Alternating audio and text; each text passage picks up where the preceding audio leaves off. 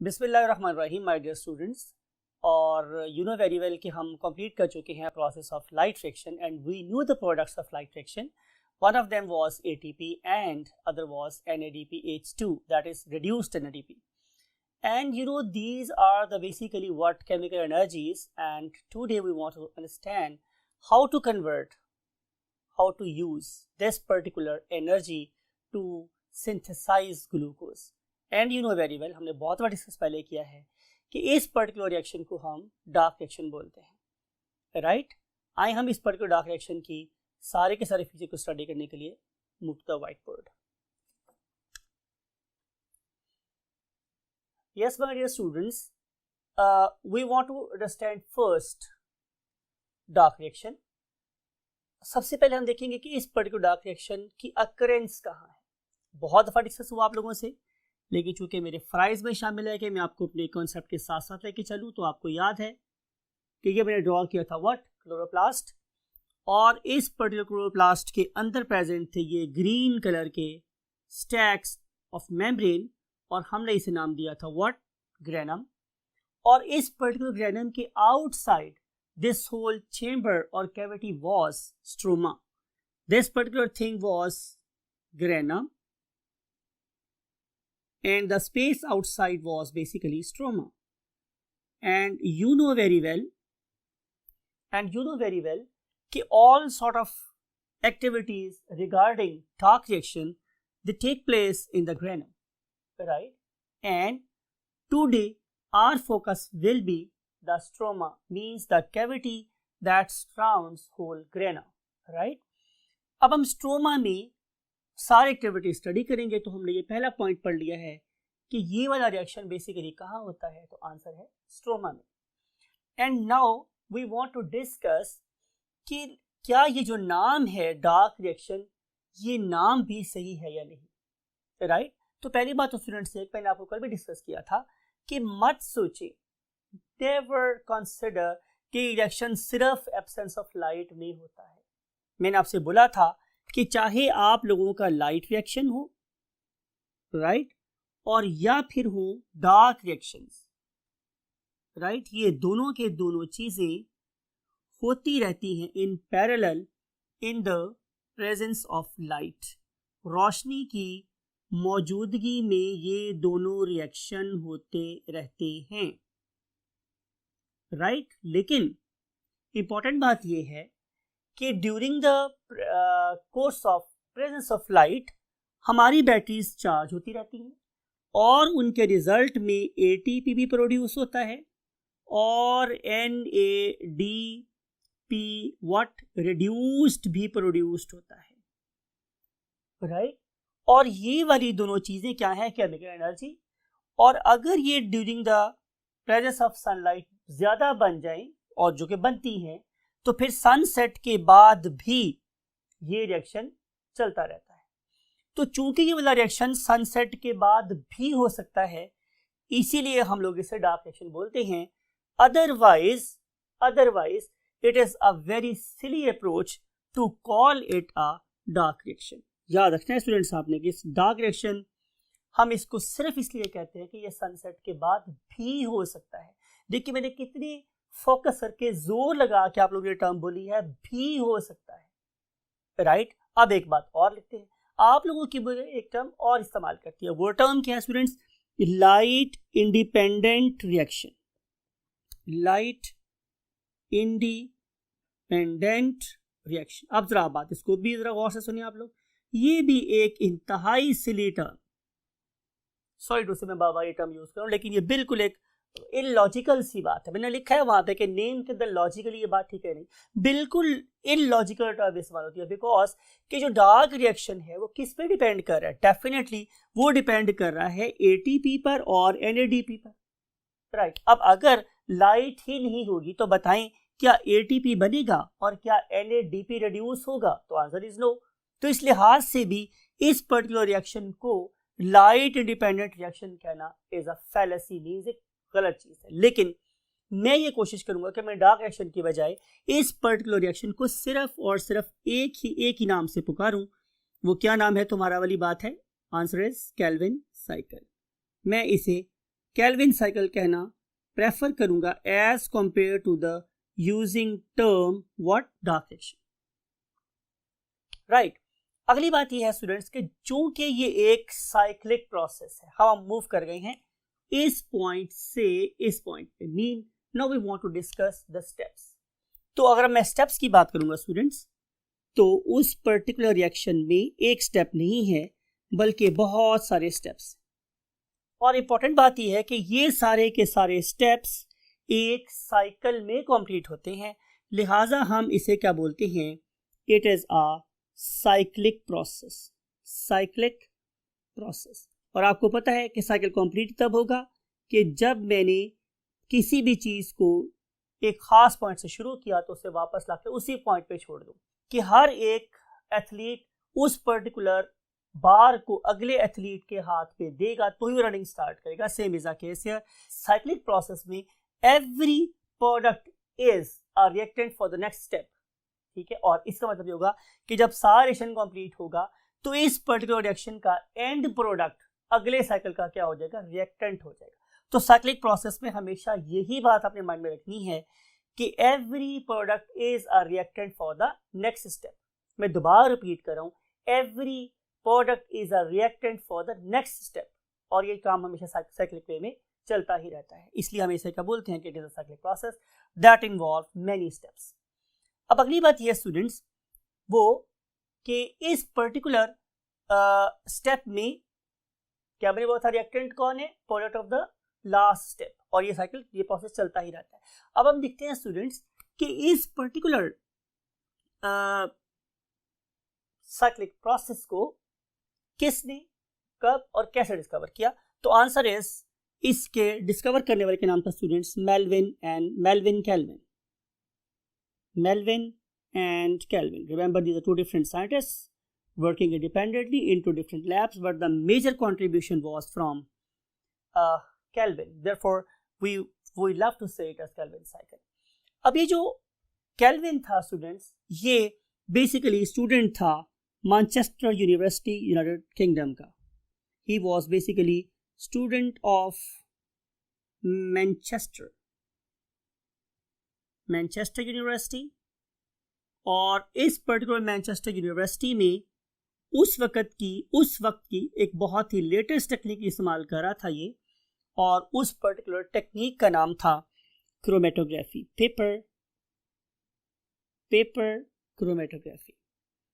और इस particular technique में वो क्या करता स्टूडेंट्स, डिफरेंट किस्म के केमिकल्स को on the basis of molecular mass एक पेपर के ऊपर सेपरेट करता, फिर उनको आइसोलेट करता और फर्दर उसके ऊपर रिसर्च करता, राइट। अब इस पर्टिकुलर ऑर्गेनिज्म ने, I am talking about kelvin, he was basically using an organism, and you no, आपने पढ़ा हुआ है इसको, मैंने पढ़ाया हुआ है आप लोगों को, कि that very organism was chlorella. And I think अगर आपकी याददाश्त काम कर रही है तो आपको ये बात बिल्कुल याद है कि ये जो ऑर्गेनिज्म है क्लोरेला, राइट, ये बेसिकली क्या है, एक यूनिसेलुलर एल्गी है, यूनिसेलुलर एल्गी है, राइट। और ये जो यूनिसेलुलर एल्गी थी माय डियर स्टूडेंट्स, ये क्या करता, इसको फीड एंड टेस्ट मैकेनिज्म के थ्रू उसने इसको गुजारा। अब इसमें आपने बात को जरा गौर से सुनना है, वो फीड करता इस पर्टिकुलर एल्गी को किसके साथ, रेडियो एक्टिव कार्बन के साथ। कैसे फीड करता स्टूडेंट्स, वो फीड करता with radio active carbon, radio active carbon. और ये जो मेरे पास रेडियो एक्टिव कार्बन थी, यू नो नॉर्मल कार्बन क्या होती है, C12, और ये जो मेरे पास थी ये क्या थी, C14। अब इस C14 के साथ बनने वाली CO2 डेफिनेटली ये क्या होती, ये भी क्या हो जाती, रेडियो एक्टिव। अब रेडियो एक्टिव कार्बन डाइऑक्साइड को देता इस एल्गी को, और फिर ये वाली एल्गी उस पर्टिकुलर CO2 को क्या करती, फिक्स, राइट। अब जरा बात को आपने मजीद गौर से सुनना है। हम लोग करते क्या, मीन साइंटिस्ट ने क्या किया, इसने इस पर्टिकुलर प्लांट को जो ही CO2 दी, उसके डिफरेंट इंटरवल्स पे उसने इस पर्टिकुलर एल्गी में से कुछ सेल को लिया और फौरी तौर पे बॉइलिंग एथेनॉल में या मेथनॉल में डाल दिया, राइट। आपने बात को थोड़ा गौर से सुनना, मैं दो टर्म्स यूज की हैं। मैंने टर्म यूज की है कि वो क्या करता है, इसको जो ही उसने फीड किया उसके डिफरेंट टाइम इंटरवल्स के ऊपर इस पर्टिकुलर क्लोरेला के कुछ सेल निकाले और उसे बॉइलिंग, और उसे क्या किया स्टूडेंट्स, बॉइलिंग मेथनॉल में डाल दिया। अब आपको पता है कि इस पर्टिकुलर प्रोसेस के दो रिजल्ट हुए। नंबर वन, चूंकि ये बॉइलिंग थी तो हाई टेम्परेचर पे इस क्लोरेला के जितने एंजाइम्स थे फौरन डिनेचर हो गए और reaction there and then stop हो गया। नंबर टू, मेथनॉल आपको पता है कि बड़ा सीवियर डिहाइड्रेटिंग एजेंट है और उसकी वजह से जो रिएक्शन थे वो और जल्दी से स्टॉप हो गए। इट मीन कि ये there and then freezing method भी हुआ कि जहां रिएक्शन था वहीं पे रुक गया, फ्रीज हो गया। फ्रीज होने का मतलब जमाना नहीं है, रोकना है, राइट। तो ये फौरी तौर पे वहां जाके क्या हो गया स्टूडेंट्स, स्टॉप हो गया और उसमें से कंपाउंड्स को आइसोलेट किया और उसको क्रोमेटोग्राफी के थ्रू, आई थिंक कि आपने केमिस्ट्री में अब तक ये टॉपिक पढ़ लिया होगा क्रोमेटोग्राफी, और उस क्रोमेटोग्राफी में उस पर्टिकुलर चीज को क्या कर लिया, सेपरेट कर लिया, राइट। तो ये था वो मेथड, ये थी वो टेक्निक जो बेसिकली इस पर्टिकुलर साइंटिस्ट केल्विन ने इस्तेमाल की। अब इस पर्टिकुलर टेक्निक के रिजल्ट में जो सबसे पहला कंपाउंड उसके पास ऑब्टेन हुआ, it was basically a 3 carbon compound. It was basically a 3 carbon compound, right. और इस 3 कार्बन कंपाउंड के ऑब्टेन होने का मेरे पास क्या मतलब था भाई, एक रफ और बहुत लॉजिकल सा गेस तो ये हो सकता था कि भाई एक CO2 उसके एनवायरनमेंट से मिल रही है तो जाहिर है 2 कार्बन कंपाउंड पहले से वहां मौजूद होगा। Look at this, something like it कि ये मेरे पास एक कार्बन है, ये मेरे पास एक दूसरी कार्बन, यहां पे ऑलरेडी 2 कार्बन कंपाउंड एग्जिस्ट कर रहा था और ये वाली CO2 इसको कहा, ये वाली कार्बन इसको कहाँ मिली है अब। तो हमारा पहला परसेप्शन ये था कि इस पर्टिकुलर मेल्विन केल्विन का एंड प्रोडक्ट वो बेसिकली क्या है, एक 2 कार्बन कंपाउंड है, या ये कह लें कि CO2 का एक्सेप्टर एक 2 कार्बन कंपाउंड है। लेकिन ये चीज बाद में गलत साबित हुई कि जब उसे डिफरेंट इंटरवल्स के ऊपर इस पर्टिकुलर एक्सपेरिमेंट को टेस्ट किया तो पता चला कि बेसिकली मेल्विन केल्विन साइकिल का and product means next cycle का प्राइमरी रिएक्टेंट, मैं फिर रिपीट कर रहा हूं, लास्ट साइकिल का एंड प्रोडक्ट और अगले साइकिल का रिएक्टेंट, पहला रिएक्टेंट, वो बेसिकली एक 5 कार्बन कंपाउंड था। 1 2 3 4 एंड 5, ये 5 कार्बन कंपाउंड था जो एक्सेप्ट करता था उस CO2 को जो हम इसको प्रोवाइड करते थे, मींस रेडियोएक्टिव CO2। बाद में ये ना पता चला कि एक 5 कार्बन शुगर है that is ready to accept the CO2 और हम लोगों ने इसका नाम रखा क्या, राइबुलोज बाइफॉस्फेट, राइबुलोज बाइफॉस्फेट, और हम इसे एब्रीवेट करते थे ऐसे RUBP। Remember you must write this U in lowercase letter, RUBP. So this RUBP is basically a 5 carbon compound and it is provided with the 2 phosphates. Wherever we say कि ये एक 2 phosphate है, इसका मतलब है कि एक phosphate कहीं यहाँ लगी हुई थी और एक phosphate कहीं यहाँ लगी हुई थी, तो it was RUBP, ribulose biphosphate, that has the ability to welcome the CO2 from the surrounding and transform itself into a 6 carbon compound. You got the point, my dear students? Now अब हम देखते हैं कि ये सारी information के बाद, सारे एक्सपेरिमेंट्स के बाद साइकिल बना वो क्या है। So let's move to the next column of the board. Yes my dear students, आप लोगों के लिए हमने ऑलरेडी बड़ी एफर्ट के बाद ये सर्कल्स ड्रॉ किए हैं और ये रिप्रेजेंट कर रहा है ऑफ कोर्स इस साइक्लिक प्रोसेस को, और इस साइक्लिक प्रोसेस के अंदर हमने ये 3 डॉटेड लाइंस ड्रॉ की हुई आप लोगों के लिए जो रिफ्लेक्ट करती हैं, ये बताती हैं कि ये पर्टिकुलर साइकिल अगरचे बहुत से स्टेप्स पे कंसिस्ट करता है, लेकिन आप लोगों के इस लेवल पे हमने इसके सिर्फ 3 इंपॉर्टेंट स्टेप डिस्क्राइब कर। आए हम उन तीनों स्टेप्स के सबसे पहले नाम लिखते हैं। ये जो मेरे पास सबसे पहली फेज है जो सबसे टॉप पर है, इसे हम लोग बोलते हैं CO2 fixation phase, CO2 fixation phase, यानी कि यहां पे हम CO2 को फिक्स करेंगे, राइट। और उसके बाद जो मेरे पास स्टेप नंबर 2 आता है, स्टेप नंबर 2, इसमें हम लोग क्या करते हैं स्टूडेंट्स, इसमें हम रिडक्शन करते हैं। So step number 2 is reduction phase, right. Step number 2 is basically a reduction phase। और जो मेरे पास स्टेप नंबर 3 है, it is called as regeneration phase। Step number 3 is regeneration phase,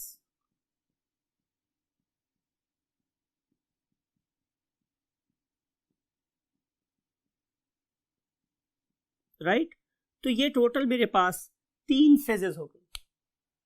अब सबसे पहली बात हमें अंडरस्टैंड करनी है कि CO2 फिक्सेशन से क्या मुराद है। डिस्कस किए मैंने आप लोगों के साथ पहले, I know, but I want to revise it to hammer the same term in your brain again and again. It is called brainstorming। और CO2 फिक्सेशन से मुराद मेरे पास ये है कि ये CO2 एक इनऑर्गेनिक मॉलिक्यूल है, लेकिन जब ये वाला इनऑर्गेनिक मॉलिक्यूल किसी ऑर्गेनिक मॉलिक्यूल का पार्ट बन जाएगा तो हम इसे बोलेंगे कि CO2 फिक्सेशन हो रही है। अभी हमने प्रीवियस कॉलम में ये बात अंडरस्टैंड की कि इस पर्टिकुलर साइकिल का जो एंड प्रोडक्ट है, end product that is forming somewhere here, इस स्टेप की बात करूं, यहां जो बन रहा है almost at this particular moment, it is called as what, RUBP, RUB and P।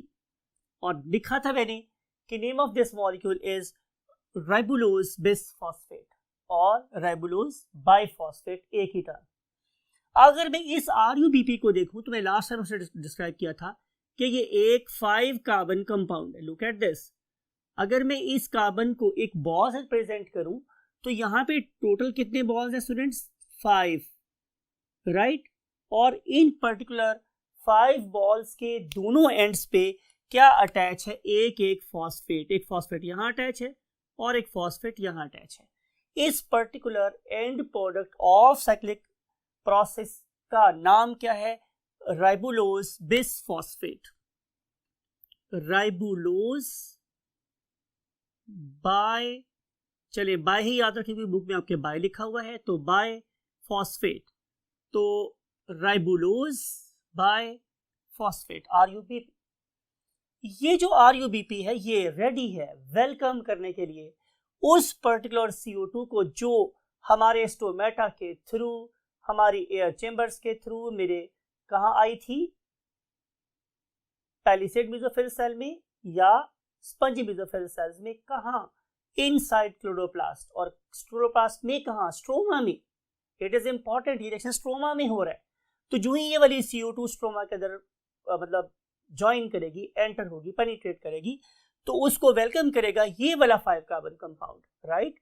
और इसको वेलकम करने के साथ ही ये वाला कंपाउंड किस में कन्वर्ट हो जाएगा, ये वाला compound my dear students, CO2 जो ही इस 5 कार्बन कंपाउंड के साथ मिलेगा तो यहां प्रोड्यूस होगा एक 6 कार्बन कंपाउंड, 1 2 3 4 5, रिमेंबर यहां फॉस्फेट लगा हुआ है, ठीक है।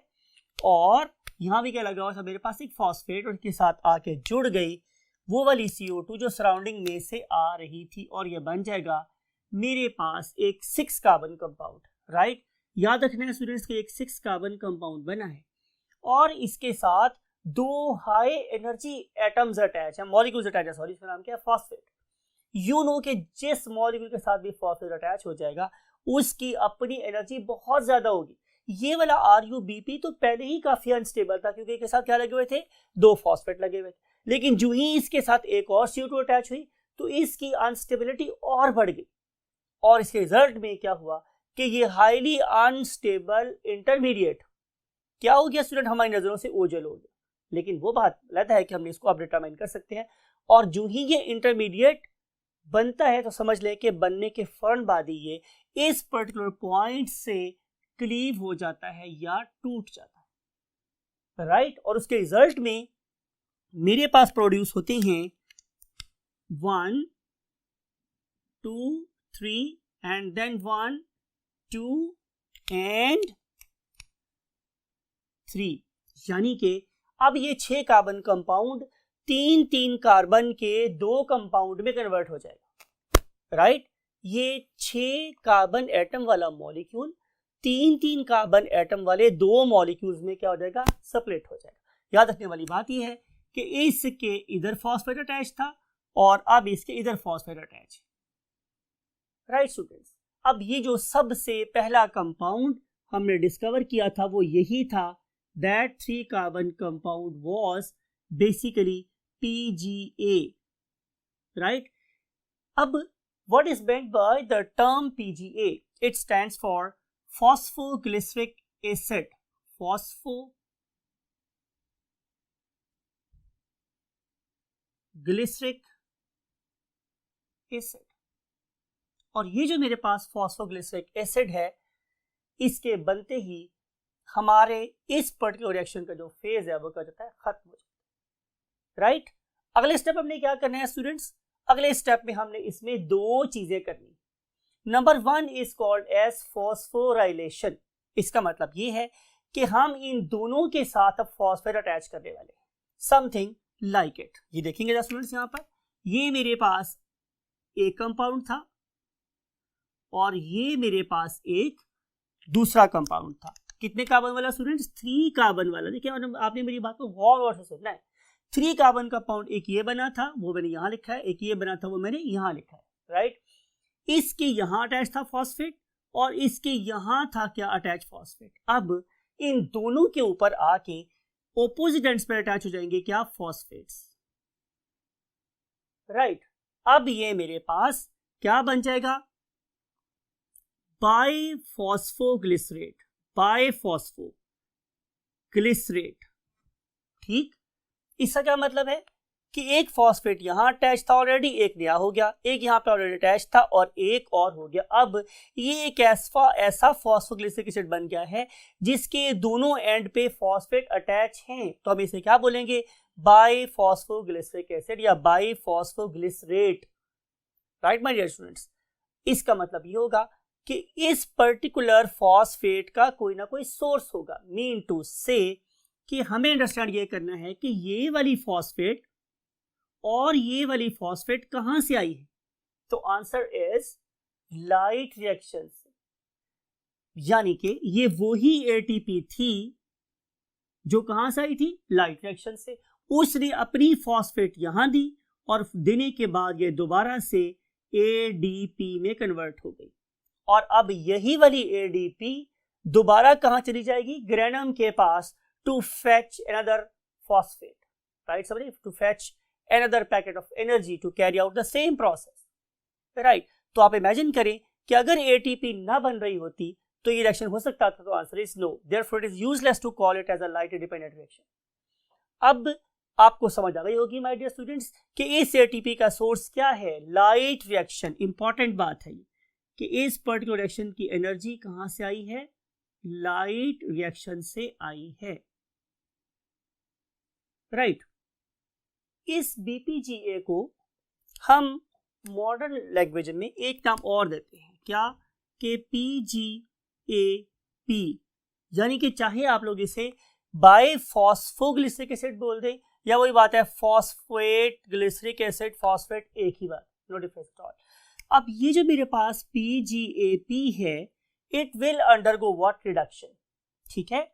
और जब हम इसकी रिडक्शन करना चाहेंगे तो जाहिर है मुझे किसी रिड्यूसिंग एजेंट की जरूरत पड़ेगी, और वो जो रिड्यूसिंग एजेंट है वो कहां से आ रहा है स्टूडेंट्स, जाहिर है लाइट रिएक्शन से। मीन टू से NADPH2 साहब यहां पर आएंगे, वो हाइड्रोजन इसको दे देंगे, तो जाहिर है ये PGAP अब क्या हो जाएगा, रिड्यूस, और ये क्या होगा, ये ऑक्सीडाइज हो जाएगा और इसके रिजल्ट में ये वाला रिड्यूस्ड NADPH2 किस में कन्वर्ट हो जाएगा, खाली NADP में कन्वर्ट हो जाएगा और इसके साथ हम लिखते हैं वर्ड ऑक्सीडाइज्ड, राइट। उसके रिजल्ट में ये जो मेरे पास PGAP है ये कन्वर्ट हो जाएगा किस में, PgAlP में, राइट। यानी कि ये मेरे पास सेम कंपाउंड है, लेकिन अब ये किसी एसिड से किसी एल्डिहाइड में कन्वर्ट हो गया है, फॉस्फोग्लिसरल्डिहाइड फॉस्फेट, राइट। या आप इसे कह सकते थे बाइफॉस्फोग्लिसरल्डिहाइड, राइट। और अगर मैं इसको ड्रॉ करूं तो डियर स्टूडेंट्स, इसमें there is no change except the addition of what, hydrogen. तो चूंकि वो हमारे इस वक्त इस पर्टिकुलर स्कोप से बाहर है, तो मैं इसको एज सच ड्रॉ कर देता हूं जैसे कि मैंने इसको पहले ड्रॉ किया था। सिर्फ आपने याद ये रखना है स्टूडेंट्स कि ये अब एसिड नहीं रहा, ये एक प्रॉपर क्या बन गया है, एल्डिहाइड, राइट। तो ये जो काम था ये कहलाता है व्हाट, रिडक्शन। तो ये वाली फेज था कहलाई मेरे पास रिडक्शन फेज। अब रिडक्शन फेज के बाद हमने करना क्या है स्टूडेंट्स, आप बात को गौर से सुनिएगा। वो ये कि अब मैंने इस पर्टिकुलर 6 कार्बन कंपाउंड को कन्वर्ट कर देना है किस में, अगेन एक 5 कार्बन कंपाउंड में। तभी तो ये मेरे पास 6 कार्बन कंपाउंड एक 5 कार्बन कंपाउंड बन के किस में कन्वर्ट हो जाएगा, RuBP में, और रेडी होगा टू एक्सेप्ट व्हाट, CO2। लेकिन अब जरा बात को गौर से सुनिए कि अगर इस 6 कार्बन कंपाउंड में से 5 कार्बन कंपाउंड आगे चले जाएं, तो सिर्फ और सिर्फ यहां से एक कार्बन कंपाउंड ही बाहर आ सकता है, सिर्फ एक कार्बन वाला कंपाउंड। लेकिन ऐसा नहीं होता, राइट। हम लोग करते क्या है स्टूडेंट्स कि ये वाले कंपाउंड, ये वाले जो 6 कार्बन कंपाउंड है, ये जमा करते रहते हैं कितनी दफा, 3 दफा। मीन टू से, अब आपने माइंड में क्या रखना है कि एक ही वक्त में 3 RuBP यहां से चलते हैं, एक ही वक्त में 3 RuBP यहां से चलते हैं, और वो एक ही वक्त में 3 CO2 को एक्सेप्ट करते हैं, और उसके रिजल्ट में मेरे पास ये 3 कार्बन कंपाउंड, सॉरी ये 6 कार्बन कंपाउंड कितने प्रोड्यूस हो जाते हैं स्टूडेंट्स, 3 × 3, राइट। अब जरा बात को गौर से सुने, यहां से चले 15 carbon atoms, 5 3s are what, 15, 3 carbon atom यहां से आ गए, तो 15 + 3 कितने हो गए, 18। अब यहाँ पे total number of carbon atoms कितना हो गया, 18 हो गया मेरे पास।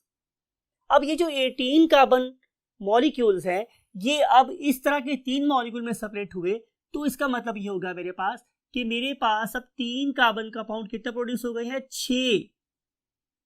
3 कार्बन कंपाउंड कितने प्रोड्यूस हो गए हैं, 6। यानी कि अब यहाँ पे मेरे पास ये BPGA या PGAP के कितने मॉलिक्यूल्स हो गए स्टूडेंट्स, 6।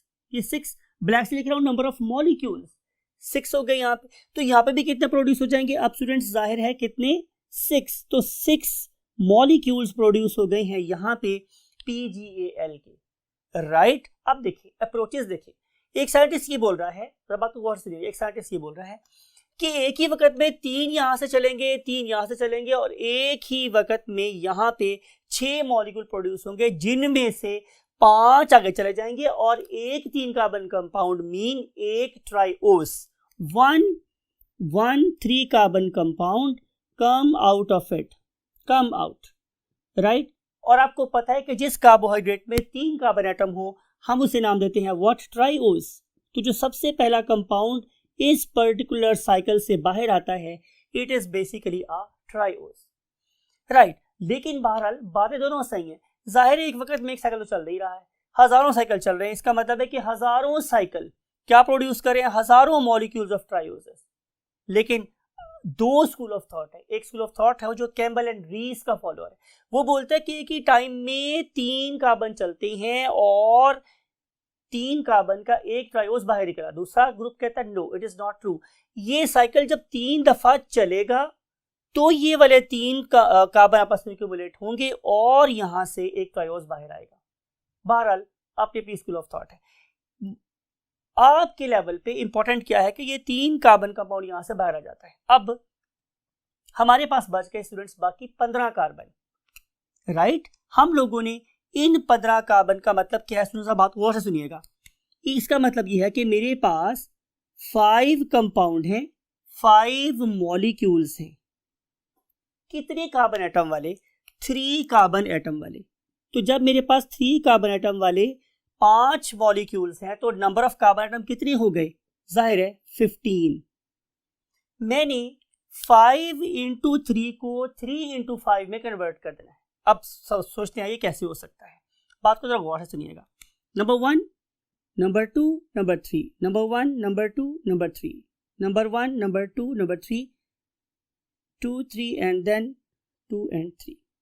ये मेरे पास 5 मॉलिक्यूल हैं, कितने कार्बन एटम वाले, 3 कार्बन एटम वाले, और इसको मैंने किस में कन्वर्ट करना है, इसको मैंने करना है 1 2 3 4 5, 1 2 3 4 5, 1 2 3 4 5। So I want to convert 5 into 3 into 3 into 5, right? ये जिस प्रोसेस में मैं करता हूं, that very phase starts after the production of first triose, and this particular phase is called as regeneration phase. आपको मुझे बात समझ आ रही है? इसके बारे में हम कैसे अंडरस्टैंड कर सकते हैं, लुक एट दिस, कि पहले ये और ये आपस में मिलेंगे और मेरे पास एक 6 कार्बन कंपाउंड बन जाएगा। ये वाला 6 कार्बन कंपाउंड जब इस वाले 3 से मिलेगा तो मेरे पास एक 9 कार्बन कंपाउंड बनेगा। अब ये जो 9 कार्बन कंपाउंड बना है उसमें से पहला 5 कार्बन कंपाउंड निकल जाएगा और बाकी बच जाएंगे मेरे पास 4 कार्बन एटम। अब ये वाले 4 कार्बन एटम जब इस पर्टिकुलर 3 से मिलेंगे तो बन जाएगा मेरे पास का एक 7 कार्बन एटम, राइट? अब ये वाला 7 कार्बन एटम फिर सेपरेट होता है into 2, mean second 5 carbon atom वो भी यहां जा रहा है समवेयर हियर, और बाकी बच जाएंगे मेरे पास क्या, 2 कार्बन एटम।